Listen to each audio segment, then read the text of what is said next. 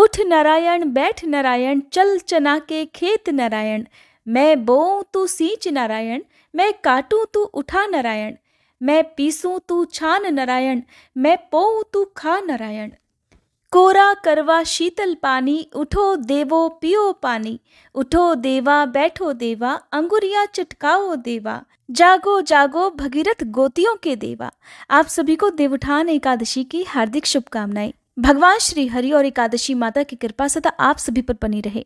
अगर आपने भी एकादशी का व्रत रखा है, यदि आपने किसी कारणवश व्रत नहीं भी रखा है, तो भी देवउठान एकादशी, जो कि कार्तिक मास के शुक्ल पक्ष की एकादशी है, इस दिन सभी को सच्चे मन से व्रत की कथा अवश्य ही पढ़नी और सुननी चाहिए। यही वो समय होता है जब भगवान विष्णु अपनी 4 महीने की निद्रा पूरी करके जागते हैं। इस दिन शाम के समय भगवान श्री हरि को घंटे, घड़ियाल, शंख आदि बजाकर, ढोल नगाड़े आदि बजाकर उन्हें उठाया जाता है। उनसे प्रार्थना की जाती है कि हे श्री हरि, अब आपने 4 महीने की योग निद्रा का समय पूरा कर लिया है, अब आपके जागने का समय है। इसलिए हे देव, उठिए, जागृत होइए और सृष्टि के संचालन का कार्यभार पुनः संभालिए। इस प्रकार से प्रार्थना करते समय फिर सच्चे मन से आज की जो कथाएं मैं आपको सुनाने वाली हूँ, उन कथाओं को सुनना चाहिए या पढ़ना चाहिए। एकादशी के संबंध में कुछ लोगों के प्रश्न थे, जिन्हें मैं इस वीडियो के लास्ट में जरूर दूंगी। अगर हो सके तो प्लीज़ आप कथा के बाद में जो भी प्रश्न है या एकादशी से संबंधित जो भी जानकारी है, वो जरूर एक बार देख लीजिएगा। वैसे तो देवउठान एकादशी से संबंधित बहुत सारी कथाएं प्रचलित हैं। उनमें से कुछ पौराणिक कथाएं जो बहुत ज़्यादा प्रचलित हैं, वही मैं आपको आज सुनाऊंगी। और अगर आप तुलसी माता की आरती और चालीसा पढ़ना या सुनना चाहते हो, तो आप कमेंट करके बता सकते हैं, ताकि अगली वीडियो में मैं आपको सुना सकूं। पहली पौराणिक कथा के अनुसार, एक बार माता लक्ष्मी ने भगवान विष्णु से पूछा कि हे स्वामी, आप या तो रात दिन जागते हैं या फिर लाखों करोड़ों वर्ष योग निद्रा में ही रहते हैं, और आपके ऐसा करने से तो संसार के समस्त प्राणी उस समय कई परेशानियों का सामना करते हैं। इसलिए हे प्रभु, आपसे अनुरोध है कि आप नियम से प्रतिवर्ष निद्रा लिया करें, इससे मुझे भी कुछ समय विश्राम करने का मिल जाएगा। देवी लक्ष्मी की बात सुनकर नारायण भगवान मुस्कुराए और बोले, देवी, आपने ठीक कहा है। मेरे जागने से सभी देवों को और खासकर आपको सबसे ज्यादा कष्ट होता है। आपको मेरी वजह से जरा भी अवकाश नहीं मिलता। इसलिए आज से मैं आपके कहे अनुसार ही प्रतिवर्ष 6 मास वर्षा ऋतु में शयन किया करूंगा। मेरी यह निद्रा अल्प निद्रा और प्रलय काल महानिद्रा कहलाएगी। मेरी यह अल्प निद्रा, जो कि केवल 4 महीने के लिए होगी, मेरे भक्तों के लिए परम कल्याणकारी होगी। इस दौरान मेरे जो भी भक्त मेरे शयन की भावना कर मेरी सेवा करेंगे और शयन और उत्थान के उत्सव को आनंद पूर्वक घर में मनाएंगे, उनके घर में मैं सदा आपके साथ निवास करूंगा। मान्यता है कि तभी से देवउठान एकादशी का ये महापर्व मनाया जाने लगा। दूसरी पौराणिक कथा के अनुसार, एक बार एक राजा था जिसके राज्य में प्रजा बहुत सुखी थी। उस राज्य में एकादशी के दिन कोई भी अन्न नहीं बेचता था, ना ही कोई अन्न ग्रहण करता था। सभी लोग केवल फलाहार ही किया करते थे। एक बार भगवान ने राजा की परीक्षा लेने के लिए एक सुंदरी का रूप धारण किया और एक किनारे बैठ गए। तभी राजा उधर से गुजरे, सुंदरी को देखकर हैरान रह गए। उन्होंने सुंदरी से पूछा कि तुम कौन हो और इस तरह यहाँ क्यों बैठी हुई हो? तब सुंदरी के रूप में उपस्थित भगवान ने कहा, हे राजन, मैं बेसहारा हूँ। इस नगर में कोई भी मेरी जान पहचान का नहीं है, मैं किससे सहायता मांगू? राजा उस सुंदरी के रूप पर मोहित हो गए और बोले कि तुम मेरे साथ महल में चलकर मेरी रानी बनकर रहो। तब सुंदरी कहने लगी, राजन, मैं आपकी सारी बात मानूंगी, लेकिन आपको राज्य का अधिकार मुझे सौंपना होगा। आपके राज्य पर पूरी तरह केवल मेरा ही अधिकार होगा और मैं जो भी बनाऊंगी वही आपको खाना भी होगा। ये सुनकर सुंदरी के रूप पर मोहित होकर राजा ने कहा कि मुझे आपकी सारी शर्तें मंजूर हैं। इस तरह राजा ने उस सुंदरी की सारी बातें मान ली। अगले दिन एकादशी थी, लेकिन रानी ने आदेश दिया कि बाजार में अन्य दिनों की तरह ही अन्न बेचा जाए। इतना ही नहीं, उसने उस दिन घर में मांस, मछली आदि पकवाए और परोसकर राजा से खाने के लिए कहा। यह देखकर राजा बोला, रानी, आज तो एकादशी है, इसलिए मैं तो केवल फलाहार ही करूंगा।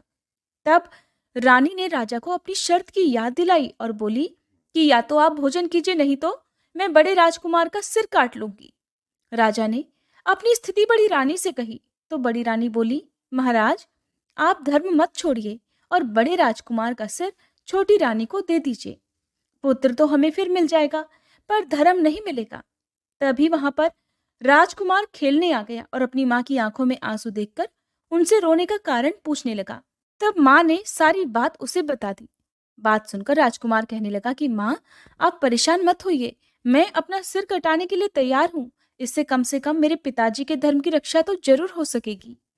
अब राजा बड़े दुखी मन से उस सुंदरी के पास गए और राजकुमार का सिर देने को तैयार हो गए। तब सुंदरी के रूप में भगवान विष्णु ने प्रकट होकर उस राजा से कहा कि हे राजन, मैं तो तुम्हारी परीक्षा ले रहा था और आज तुम इस कठिन परीक्षा में पास हो गए। भगवान ने प्रसन्न मन से राजा से वर मांगने को कहा तो राजा ने कहा कि आपका दिया हुआ तो सब कुछ है, हे प्रभु, आप बस हमारा उद्धार कीजिए। उसी समय वहां एक दिव्य विमान उतरा और तब राजा अपना सारा राज्य अपने पुत्र को सौंपकर उस विमान में बैठकर परम धाम को चले गए। अब सुनिए तीसरी पौराणिक कथा। एक बार एक राजा था जिसके राज्य में सभी लोग नियम पूर्वक एकादशी का व्रत किया करते थे। उस दिन राजा के राज्य में नौकर, प्रजा, पशु आदि कोई भी अन्न ग्रहण नहीं करता था। सभी केवल फलाहार करते थे। एक दिन दूसरे राज्य का व्यक्ति उस राज्य में आया और राजा से बोला कि हे महाराज, कृपा करके आप मुझे नौकरी पर रख लीजिए ताकि मैं भी अपने परिवार का गुजारा कर सकूं। उस व्यक्ति की बात सुनकर राजा ने कहा कि मैं तुम्हें नौकरी पर तो रख लूंगा, किंतु मेरी एक शर्त है। तुम्हें प्रतिदिन खाने को भोजन तो दिया जाएगा, लेकिन एकादशी को तुम्हें भोजन नहीं मिलेगा। उस समय क्योंकि उस व्यक्ति को काम की आवश्यकता थी, इसलिए उसने हाँ कह दी। अब उसे राजा ने नौकरी पर रख लिया। कुछ दिनों के बाद एकादशी का व्रत आया तो उसे उस दिन भोजन की जगह फलाहार दिया गया। यह देखकर वह राजा के सामने जाकर भोजन के लिए गिड़गिड़ाने लगा। कहने लगा कि महाराज, इस फलाहार से तो मेरा पेट नहीं भरेगा और ऐसे तो मैं भूखा ही मर जाऊंगा। कृपा करके मुझे भोजन दीजिए। तब राजा ने उसे दी हुई शर्त याद दिलाई और कहा कि आज तो तुम्हें अन्न छोड़ना ही होगा। ये बात सुनकर वह राजा के पैरों में गिर पड़ा और गिड़गिड़ाने लगा कि राजन, मुझे किसी भी प्रकार भोजन दे दिया जाए। तब राजा को उस पर तरस आ गया और उसे आटा, दाल और सब्जी दे दी गई। राजा से वह सभी वस्तुएं लेकर वह व्यक्ति हर दिन की तरह नदी पर गया। वहां जाकर उसने सबसे पहले स्नान किया, फिर भोजन पकाने लगा। जब भोजन पक गया तो उसने भगवान को भोजन के लिए बुलाया। कहा कि आओ भगवान, भोजन तैयार है। उस व्यक्ति ने भगवान को श्रद्धा भाव से भोजन करने के लिए बुलाया। भक्त की पुकार सुनकर चतुर्भुज रूपी भगवान विष्णु वहां उपस्थित हो गए। फिर दोनों ने आराम से भोजन किया। भगवान तो भोजन करके वहां से अंतर्ध्यान हो गए और फिर वह व्यक्ति अपने काम करने के लिए महल में चला गया। 15 दिन के बाद अगली एकादशी आई तो वह राजा के पास गया और कहने लगा कि महाराज, आज की इस एकादशी वाले दिन आप मुझे दोगुना सामान दीजिएगा, क्योंकि मैं पिछली एकादशी वाले दिन तो भूखा रह गया था। तब राजा ने पूछा कि क्यों, तुम्हें तो एक आदमी का भोजन दिया गया था, फिर तुम भूखे कैसे रह गए? राजा के पूछने पर उस व्यक्ति ने उत्तर दिया कि हे राजन, मैं अकेला भोजन नहीं करता, मेरे साथ तो भगवान भी भोजन करते हैं और इसीलिए हम दोनों के लिए वह सामान कम पड़ जाता है। तो कृपा करके आप इस बार मुझे 2 आदमियों के खाने जितना सामान दीजिएगा। उस व्यक्ति की बात सुनकर राजा को बड़ा ही आश्चर्य हुआ और कहने लगा, मैं नहीं मानता कि तुम्हारे साथ भगवान भोजन करते हैं, क्योंकि मैं तो इतने वर्षों से एकादशी का उपवास रखता आ रहा हूँ, नियमित पूजा पाठ करता हूँ, मुझे तो भगवान ने कभी दर्शन नहीं दिए। उस राजा की बात सुनकर वह आदमी कहने लगा कि महाराज, अगर आपको मुझ पर विश्वास न हो तो मेरे साथ चलकर ही देख लो। राजा ने वैसा ही किया। वह एक पेड़ के पीछे जाकर छुप गया। वह व्यक्ति रोज की तरह स्नान करके भोजन पकाने लगा। जब भोजन तैयार हुआ तो उसने भगवान को आवाज लगाई कि हे प्रभु, भोजन तैयार है, कृपा करके भोजन कर लीजिए। किंतु उस दिन तो भगवान नहीं आए और ऐसे में बुलाते बुलाते शाम हो गई, भगवान नहीं आए। अंत में उस व्यक्ति ने कहा कि भगवान, अब आप आ जाइए, अगर आप नहीं आए तो मैं इस नदी में कूदकर अपने प्राण दे दूंगा। उधर पेड़ के पीछे छुपा हुआ राजा ये सब कुछ देख रहा था। उसे लगने लगा था कि वह व्यक्ति झूठ बोल रहा था और भगवान तो उसके साथ कभी भोजन करते ही नहीं। उधर वह व्यक्ति तो अपने निश्चय का पक्का था। उसने देखा कि भगवान नहीं आए तो वह अपने प्राण त्यागने के लिए नदी की ओर बढ़ा। जैसे ही वह नदी में कूदने लगा तो भगवान ने उसका हाथ पकड़कर उसे रोक लिया और उसके सामने प्रकट हो गए और उस दिन उसके साथ बैठकर हर एकादशी की तरह भोजन भी किया। भोजन करने के बाद भगवान ने उसे अपने विमान में बिठाया और अपने धाम में ले गए। पेड़ के पीछे छुपे हुए राजा ने ये सारा दृश्य अपनी आंखों से देखा था। अब उसे पता चल गया कि एकादशी का व्रत तो वह करता है, लेकिन उसकी श्रद्धा और विश्वास में बहुत कमी थी। अब उसे समझ आ गया। तब उसने श्रद्धा और भक्ति भाव से एकादशी का व्रत रखना प्रारंभ कर दिया, जिसके बाद उसे भी अंत समय में स्वर्ग लोक की प्राप्ति हुई। अब सुनिए तुलसी माता की कथा। तुलसी माता अपने पूर्व जन्म में वृंदा नाम की कन्या थी। प्राचीन काल में जलंधर नाम का एक बहुत ही शक्तिशाली असुर था।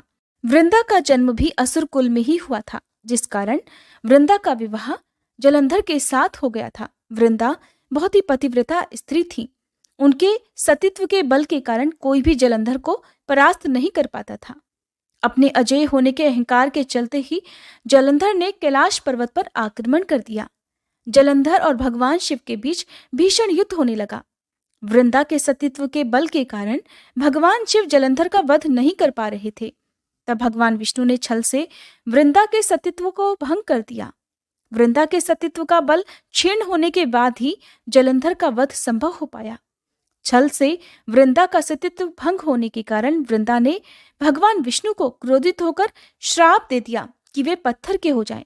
तब सभी देवी देवताओं के द्वारा प्रार्थना किए जाने पर वृंदा ने अपना श्राप वापस ले लिया, किंतु भगवान विष्णु के उसके श्राप को सम्मान देने के लिए उन्होंने अपना एक पत्थर का स्वरूप प्रकट किया, जिन्हें शालिग्राम कहा गया। वृंदा तो जलंधर के साथ सती हो गई और उनकी राख से तुलसी जी का पौधा वहां पर उत्पन्न हुआ। जिस स्थान पर वृंदा सती हुई थी उस जगह पर राख से तुलसी जी का पौधा निकला। तब भगवान श्री हरि ने वृंदा के सम्मान के लिए उन्हें अपनी पत्नी रूप में स्वीकार करने का वचन उन्हें दिया और कहा कि मेरे जागृत होने के बाद देवउठान एकादशी के दिन मेरे शालिग्राम विग्रह के साथ तुलसी जी के पौधे का विवाह किया जाएगा और इसी रूप में मैं तुम्हें अपनी पत्नी के रूप में स्वीकार करूंगा।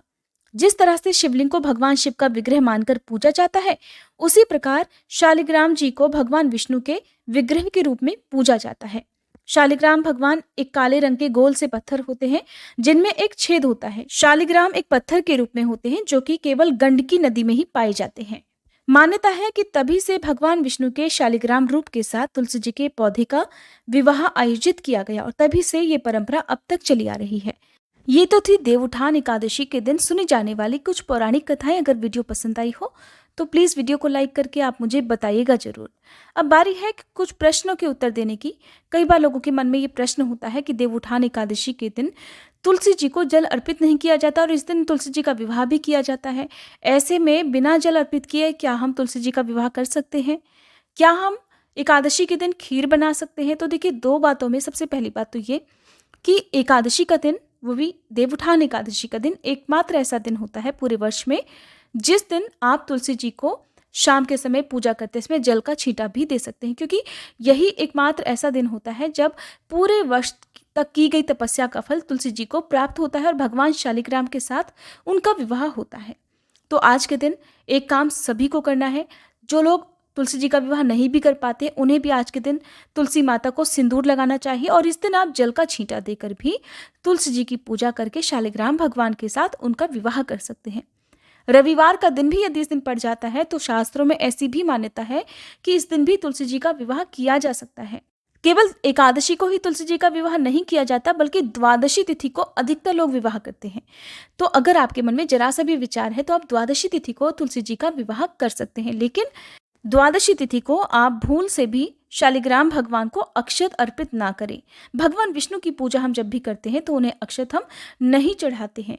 रही बात खीर की, तो देखिए, खीर आप चावल की ना बनाकर द्वादशी तिथि को भी, वैसे तो चावल का प्रयोग इस दिन कर सकते हैं, लेकिन अगर भोग लगाने में आपको कोई भी मन में दुविधा है तो ऐसे में आप केवल मखाने की या ड्राई फ्रूट्स की या फिर आप लौकी की, साबूदाने की खीर बनाकर आप उनका भोग भगवान को अर्पित कर सकते हैं। इनके बदले आप मिठाइयों का, सूजी के हलवे का भोग भी भगवान को अर्पित कर सकते हैं। कुछ लोग पूछते हैं कि क्या तुलसी जी का विवाह कराने के बाद उस पौधे का दान करना जरूरी होता है?